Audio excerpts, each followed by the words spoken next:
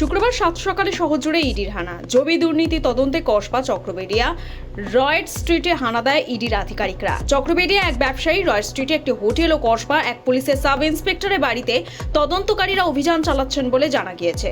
DCP Shantanu Sinha বিশ্বাসের মুর্শিদাবাদে কান্দির প্রাসাদপম বাড়িতে অভিযান চলছে বলে খবর।